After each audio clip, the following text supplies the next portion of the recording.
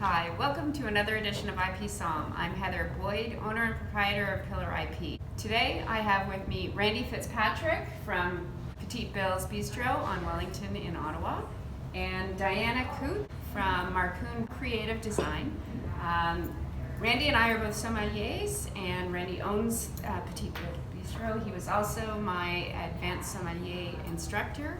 So we're both sommeliers. That's why we brought in Diana today to discuss what we're talking about here as an unbiased third party. Today's topic is going to be tasting wines in various different shapes of wine vessels or wine glasses to determine if there is a difference in the flavor. So when we're talking about that, there's going to be some discussion about trademarks, industrial designs, and potentially patents as well. So Randy, why don't you give us a little bit of an indication about what we're going to be talking about here? So we're going to start off with what is Riedel's Pinot Noir glass. At one point, it was the only one available. It was modeled after the original Burgundy glass. So what this glass does, you'll see through it when we taste it as well. So if this is a regular tasting glass, an ISO, the wine just sort of pours down, right? You see there's nothing to it, there's no arc. Then we got a standard restaurant glass. It does the same, only there is a touch of an arc. So you see how it sort of pours over, right? Yeah, so it comes into a more of a stream coming out. That's right, as opposed to this one sort of dribbles down. Yeah. Also, this glass has a lip on it, which stops the wine and makes it pop. And then the last one, the actual Pinot glass, again, there's no lip on the glass. It will actually, you can see it creates more of a concentrated stream. Yeah, so what that's doing is it's looking to bypass the front of the mouth, the sides of the mouth where the bitter entities are, and you're getting more of the flavor in the back, because Pinot Noir tends to be a more bitter wine.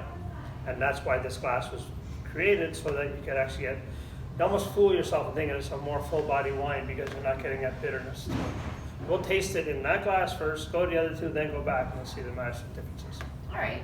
So when we're talking about the shapes of wine glasses, generally speaking, a glass is a glass is a glass, so it wouldn't necessarily be subject to a patent. In the case of the Riedel glass, or I'll just pull out one that doesn't have the water in it, the way they've shaped this was based on, as Randy said, the Burgundy wine glass, which was a much fuller bowl that was completely rounded. So they've taken this and they've added the almost triangular shape to the bottom of it, which is a little bit different from the Burgundy glass, and then the sharper angle going up to the top with a much smaller opening. Yeah. So this allows you to be able to swirl the wine so that it opens it up, gets a little bit of oxidation in there so that you can then smell the aromas in a more concentrated form with a smaller glass top.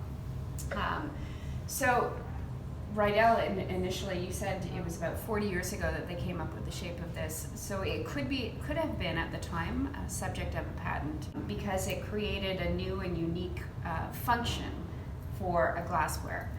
Since then, other companies, Spiegel, and I think those are the ones we've got at home. Spiegel has adopted the same shape. And that's because patents only last for 20 years, or if it was an industrial design, which was a unique shaping of a product, they only last for 10 years here in Canada. So the patents or industrial designs likely would have expired by now, so these are like open to anybody to use. Let's get to some tasting, because that's what we do best here. So let's get the... So you want these three? These ones first, yeah. Okay. So nothing better than wine before 11 a.m. That's right. Well, it's after 11. Is it? Yeah, it's 11:26. See that? So this is California Meiomi. All right. I haven't tried this one before, It's so I'm looking quite a for nice it. wine, and it's actually reduced in price over the last while. It's went up, I think, $24, $25. We used to be $32. Okay. And it's a 2017. So when you're pouring a glass of wine as well, I know we were taught this in advanced sommelier, you only want to put enough in the glass that you have the ability to swish around so that it actually does open up. If you pour it beyond the curve of the glass, you're not allowing any air to get in there to be able to open up the bouquet of the wine. So if we were to let's take the next round of glasses just so we can do a smell comparison, right? So these are the standard glasses, generally speaking, Syrah, Shiraz, Cabernet Sauvignon, those would all be served in these type of glasses? Yeah. Basically restaurant, quality restaurant type. So you take the Pinot Noir glass, you just take a first smell. All right, so everybody wants to swirl the wine right away, but they shouldn't. No, because you want to see what the first aromas are Yeah, right off the bat. because if you introduce a bunch of oxygen in there, then you're losing that first smell. So most of the time you smell Pinot Noir, you're not going to think you're going to get that nice, there's a jamminess to this because of this glass. Okay, Right? yeah. There's a bit of white pepper, black pepper, and that, but Okay, as a unbiased third party, she should be telling us what she smells yes, first. sorry, you go ahead. Besides that, yeah. Okay, what do you smell on a first smell? So the first smell, it's very, like it has that, it does have the tanniny sort of smell to it, Okay. right? Like, I don't know the terms really very well. That's okay. When we went through introduction to wine appreciation, what you should be looking for descriptors is the fruit, the floral, wood, those kind of things. That's the easiest, or spice. Those are the easiest things to try to pick out first. Yeah, I mean, it smells sort of like a currant, like that Yeah. kind of a smell. There's that, yeah, it's definitely in there. Black currant, it's sort of a little bit fruity, but not much. Yeah. Yeah. So if you just go to the other glass, the same thing. Okay. Don't swirl it. Don't swirl yet. Wow. Totally What a different. Yeah. Yeah. Same wine, right? This has more of a florally kind Yeah. of. And That's amazing. It really does smell different. it's wild, eh? What Yeah. difference? And that's just off that. So now swirl it. Okay. Just a little bit. Now smell it. Oh, see that to me is that's a Pinot. That's like magnificent, Yeah. right? It's got everything you're going for. You know, you got that leather, bit The of earthiness that comes out of it, for It sure. is earthy. Yeah. Yeah. It has like that woodish wood. Yeah. Yeah. Wanna do the other one? Yeah, it's not there. You lose it all, eh? It's completely gone. Oh. It's completely different. Yeah. Yeah. Like I'm not getting any of the earthiness that I No. find really attributable to Yeah, a Pinot. exactly. So It's all just fruit. That's really amazing. Yeah. what we'll do is I'm going to take those last ones. I'm going to pour a little bit in those. We won't bother smelling of these because these aren't really good for smelling. It's funny because it's what they use at all the wine tasting things. In You all don't get our, the experience. No, you're just tasting wine. And basically, you're not even getting the real good taste of it because it's funny because we use these glasses in the sommelier program as Yeah. well. But when you're using only those glasses, then you can differentiate between Yeah. the wines. But when it's just the same wine all the way through, then it's hard to if you differentiate. just bring it to your nose, you'll find that the wine's very tight. Mm. Right? Just Oh yeah. you can't get anything out of it. Yeah. Yeah. And even if you swirl it, still You just don't have any of No. that like bouquet. there's not enough room in that glass. I'm getting a little bit more on the bouquet, But not- more so than I got on this one. And that might have been because this is so big, Yeah. so much it air, just- it just killed the wine. That's Yeah. right. Yeah. Yeah, that's Yeah. amazing. Wow. Okay. We'll taste we'll taste off the proper glass, then we'll go to the other two and then come back and you'll really see the difference. Okay. So to reset yourself sometimes though, it's good to swallow, take a sip of water, smell your own hand, smell your shirt. It gets rid Nobody of wants to smell my it gets rid of the smells of everything else and brings you back to I you. should have washed my hands. So go ahead. Just throw them.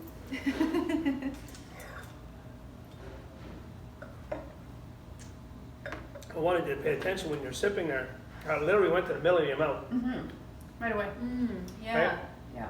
It stayed right away from the bitter sides. It really did. Yeah. And that's all of a sudden got a more full body to it than you'd think you might get out of a Pinot. Yeah. I'm gonna start Nice. using my Pinot glasses Yeah. at home. Now you know, right? I got no Pinot left. So then we'll go to the ISO. Are we Okay. supposed to take a sip? Yeah, take No. a sip of water. Oh, okay. Yeah, cleanse In yourself. between? Yeah. So, as I said, so this one, I want you to pay attention to what that rim does. Yeah, well, we talked about this with Julie Sommelier about the room size, which makes a big difference too. Oh, it's completely different. It made the wine go all sides of your Oh, mouth. in the front, it's much Yeah. more better. Oh, yeah. It Right doesn't on. pour And in. you get have the to saltiness work from the Yeah. through it. Yeah. Yeah. It's really quite horrible, Huh. opposed to the Pinot proper glass, right? Yeah. I need more Pinot in my proper Mhm. glass. We'll go there in a minute. So then go to the restaurant glass.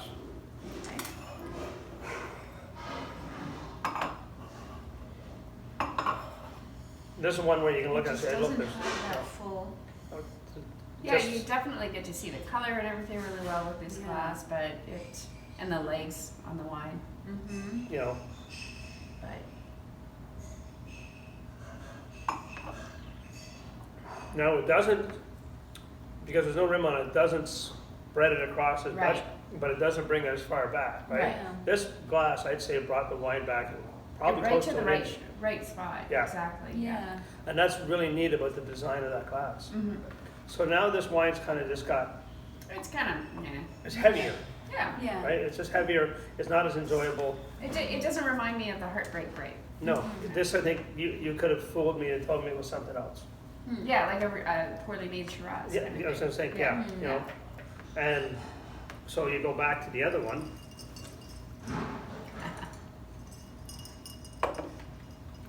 Wait, I need more in my bowl. We can help you there. A little more. Sure. Okay. And then we get to cheers, because we always have to cheers. I'll tell you the story behind Cheers in a bit. Oh, let's hear it.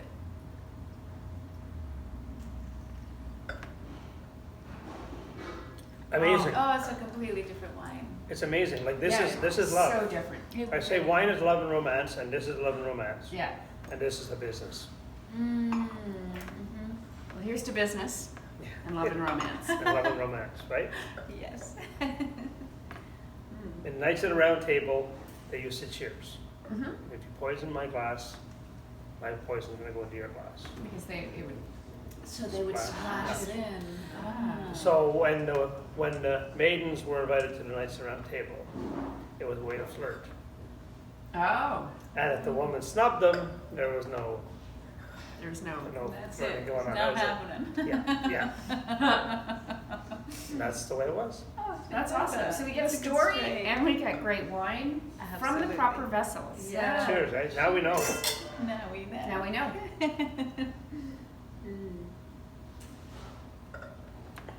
really does Oh, make a difference. It's a great big difference. Yeah. Randy, thank you so much You're welcome. for this. I really appreciate it. Thank you. Diana, I'm so glad you were here to be our unbiased third-party reviewer I on learned this. something new. It totally does make a difference, the shape of the vessel when it comes to wine. So making sure that if you're going to drink wine, go talk to the experts, like Randy, and sometimes me, about what the proper shape of glass is for the wine that you're going to drink. Thank you so much for joining us. If you like what you saw here, please like, share, comment below, and subscribe to our YouTube channel. I'd be remiss if I didn't say that Petite Bill's Bistro is one of my favorite restaurants in the city of Ottawa, so if you get a chance, you've got to come here. It's French Bistro, Newfoundland family foods Yep. that are all prepared completely organically, naturally, from scratch, and they're very celiac friendly, which is a really key point for me. So, nods to you, Randy. Thank you so Cheers, much. thank you. Cheers. Bye, cheers.